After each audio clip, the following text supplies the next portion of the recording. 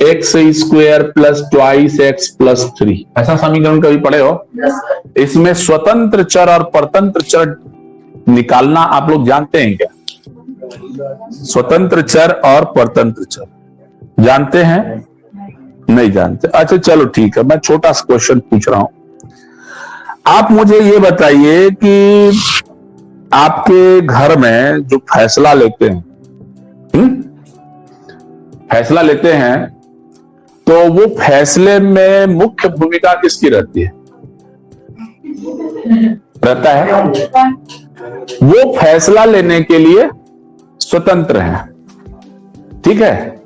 तो वो भी कहीं से न कहीं से बने होंगे, लेकिन हम एक छोटे से परिवार की बात कर रहे हैं। कोई भी फैसला लेगा तो फैसला लेने में सबसे बड़ी भूमिका घर के मुखिया की होती है, ठीक है? और वो स्वतंत्र रूप से जो है फैसला लेता है। लेकिन यदि आपको ये बोला जाए कि आप जो है चाह रहे हैं कि आप कोई अच्छे बड़े स्कूल में जो है एडमिट हो जाए पढ़ने के लिए, ठीक है, एडमिशन वहां पर आप ले लें, तो वो जो फैसला है आपका वाला, वो आप ही कर पाओगे उसको, ठीक है? लेकिन आपके पेरेंट जब तक परमिट नहीं करेंगे तब तक आप उसके फीस वगैरह को पे कर पाओगे क्या? नहीं कर पाओगे, ठीक है? तो आप किसके ऊपर डिपेंड हो गए? आप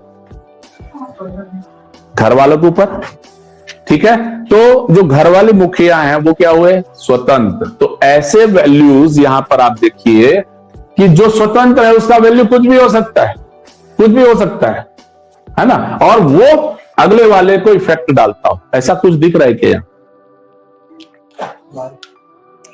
यहां पर कौन किस पे डिपेंड कर रहा है?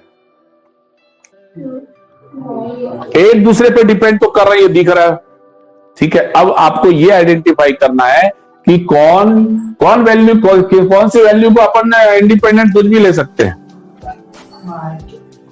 वाई, एक्स, मान लिया जाए हम लोग x को 2 कर दिए, y की वैल्यू कितने आ जाएगी? कितना आ जाएगा? 4 + 4 + 3 11 आएगा। मान लीजिए आपने बोला x की वैल्यू -1 कर दो, ठीक, y की वैल्यू कितनी आ जाएगी? ठीक लिखा हूं? 3 आएगा आंसर, समझ रहे हो ना? तो ये इधर उधर हो गया है ना, ऐसा याद रखना। तो कहने का मतलब ये हो गया कि हमारा जो x है दैट इज इंडिपेंडेंट, जिसके मान को हम लिखने में स्वतंत्र हैं और अगला वाला उस पर निर्भर है। जैसे सरकार है, फैसला लेने के स्वतंत्र, तुम्हारा परीक्षा करवाएं चाहने का, लेकिन आप डिपेंडेंट हो तो स्वतंत्र चर सरकार, परतंत्र चर आप लोग। समझ में आ रहा है? तो ऐसे ही जो है, तो इसको हम लोग क्या लिखते हैं? इसको हम लोग गणितीय भाषा में लिखते हैं y is the function of x, y is the function of x, कि हमारा जो y है वो x पर डिपेंड करता है। ये हमारा चर होता है स्वतंत्र और ये हमारा क्या होता है? परतंत्र। बात मेरी समझ में आ रही क्या? ऐसा कोई जरूरी नहीं कि y ही जो स्वतंत्र होगा या y ही परतंत्र होगा। आप अगर ऐसा लिख दिए y² + 2y + 3, फार्मूला बनाने में क्या रखा है? इक्वेशन ही तो है, समझ में आ रहा है? तो ये जो इक्वेशन है, ये इक्वेशन x = y² + 2y + 3, तो इसमें x is the function of y and this is the independent variable, और ये हमारा क्या हो जाएगा? Dependent variable. पक्का? ठीक है? तो x = fy और y = fx, ठीक है? अगर मैं मान ली जाए x की वैल्यू में थोड़ा भी चेंज कर रहा हूं तो y का वैल्यू जो है चेंज हो जाएगा, ठीक है? तो यहां पर कंसिडरेबल जो है, हम लोग थोड़ा ज्यादा वैल्यू ले रहे थे, 2 ले रहे थे, यहां पर क्या 1 ले रहे थे। अब मान लीजिए ये वैल्यूज को मैं कम करूं तो मेरा जो परिवर्तन होगा y भी, वो भी कम हो जाएगा, ठीक है? तो इसको मैं गणितीय भाषा में क्या लिखूंगा? गणितीय भाषा में मैं ऐसे लिखूंगा कि हमारा, जैसे पहला वाला ले लिया था y, है ना, उसको हमने क्या बोला? Is the function of x, मतलब x का मान बदलूंगा तो y का भी मान बदल रहा है। अब मैं क्या किया? ये जो x है ना, उस x को मैं थोड़ा सा बढ़ा दिया, x की वैल्यू बढ़ा दिया मैं, तो y का वैल्यू भी बढ़ेगा कि नहीं बढ़ेगा? बढ़ेगा। तो मान लीजिए y में जो चेंजेस हो रहा है वो कितना हो रहा है, डेल वाई। यहां तक मेरी बात समझ में आ रही कि नहीं आ रही? अब मैं यदि ये बोलूंगा कि भाई कितना कितना बदला, y में कितना परिवर्तन हो, तो कितना परिवर्तन होगा तो क्या करोगे, इसमें इसको घटा दोगे, तो माइनस वाई और माइनस एफ ऑफ एक्स कर दूंगा, तो क्या बचेगा, डेल वाई बचेगा, और इधर क्या बचेगा, डेल एक्स, और माइनस क्या हो जाएगा, एफ एक्स। होगा कि नहीं होगा देख लो, कोई नया चीज थोड़ी कर रहा हूं मैं, वही जोड़ घटाना कर रहा हूं जो करते आ रहे हैं। तो ये जो y के मान में जो परिवर्तन हो रहा है वो किसकी वजह से हो रहा है, x की वजह से हो रहा है। तो उसको हम लोग क्या करते हैं, मान लीजिए हम लोग x के रिस्पेक्ट में हमने क्या किया, उसको निकाला। इतना तक समझ में आया? ये क्या बोल रहा है, बोलने से क्या बोलोगे कि जो x का मान है ना उसके साथ y के मान में कैसे परिवर्तन हो रहा है उसको बता रहे हैं। क्या बता रहे हैं, x के मान बदल रहे हैं, यहां पर x का मान बदल रहा है तो y भी बदल रहा है, डेल x किया तो डेल y हो गया।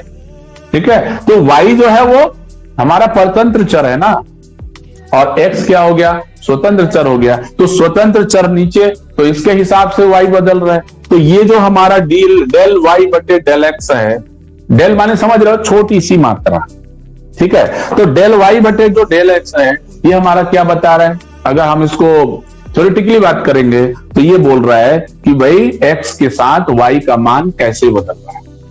क्लियर? हाँ, अब मैं थोड़ा सा आपको इमेजिन करने के लिए बोलूंगा कि यदि मान लिया जाए मैं लिख दूं कि डेल x टेंडिंग टू 0, इसका मतलब क्या होगा, टेंडिंग मतलब अग्रसर है। मान लीजिए आप जो है पढ़ाई लिखाई नहीं कर रहे हैं, आपका पेपर होने वाला है, तो मैं एक लाइन में बोलूंगा आप फेल होने की ओर अग्रसर है। फेल हो गए क्या, अभी पेपर ही नहीं हुआ है तो कहां से फेल हो, but you are going to be fail. क्यों? क्योंकि पास होने के लिए पढ़ना पड़ता है। ठीक है ना?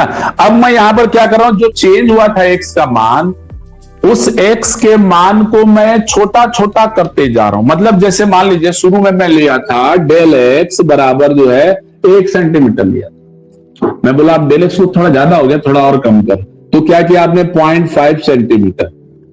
ठीक है, फिर बोले नहीं और थोड़ा कम कर, फिर क्या होगा 0.02 सेंटीमीटर, और कम कर, फिर 0.001 सेंटीमीटर, और कम करो 0.0000 बट नॉट इक्वल टू 0।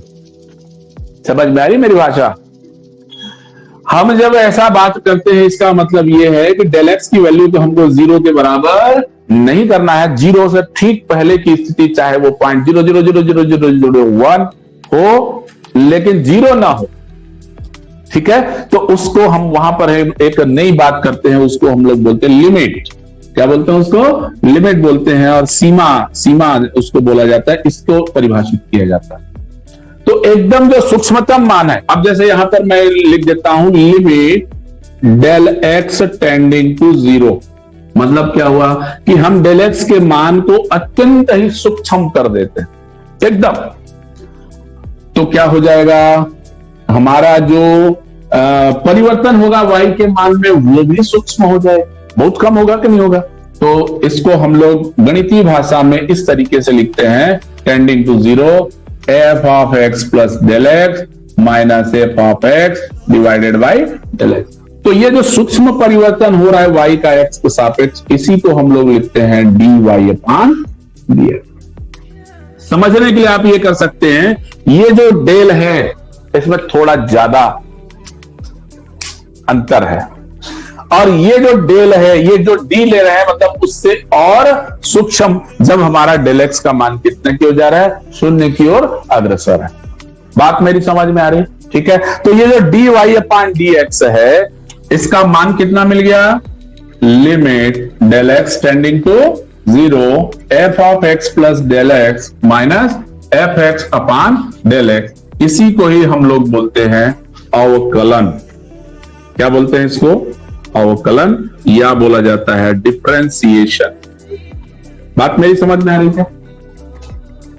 और ये जो हम पढ़ते हैं dy अपॉन dx, इसको बोलते हैं x के सापेक्ष y का अवकलन। मतलब ये हो गया कि d बाई dx y, इसको हम बोलते हैं अवकल गुणांक। क्या बोलते हैं इसको, अवकल गुणांक, ये वाले को। किसका कर रहे हो, y का कर रहे हो। तो अवकलन में क्या कर रहे हैं, हमारा वैल्यू जो है डिक्रीज हो रहा है ना। ये dy बाई dx क्या बता रहा है, जो एकदम ही थोड़ा परिवर्तन हो रहा है उसको मेजर कर। चीज समझ में आ रहा है। तो आज केवल मैं इतना ही कर रहा हूं, इसमें ज्यादा डिटेल नहीं जाऊंगा। ये कोई नया चीज नहीं है। ये जो हम लोग थ्योरेटिकली बात कर रहे हैं उसको हमने मैथमेटिकली जो है आपको बताया। कोई कठिन है क्या, बताओ तो। एकदम सरल है ना। एक जो है इंडिपेंडेंट वेरिएबल है, एक जो है डिपेंडेंट वेरिएबल है। समझ में आ रहा है। तो इंडिपेंडेंट डिपेंडेंट में किस प्रकार से चेंजेस आएंगे, वो चीज को हम लोग गणितीय आधार पर लिख रहे हैं। वही हमारा कैलकुलस का डिफरेंशिएशन। समझ में आ रहा है। इसको एकदम ज्यादा डीप में नहीं लेंगे क्योंकि ये पढ़ने का है मैथमेटिक्स वालों को। लेकिन हमारा जो फिजिक्स है इसका पाना पेंचिस है। अवकलन लगेगा, समाकलन लगेगा, थोड़ा थोड़ा जानकारी चाहिए, है ना। तो मैं थोड़ा थोड़ा ही बता के, एक एक दो दो लाइन बता के आप प्रैक्टिस उसको कर लीजिएगा। और प्रैक्टिस करने के बाद जो है आप उसको अच्छे से याद कर लीजिए।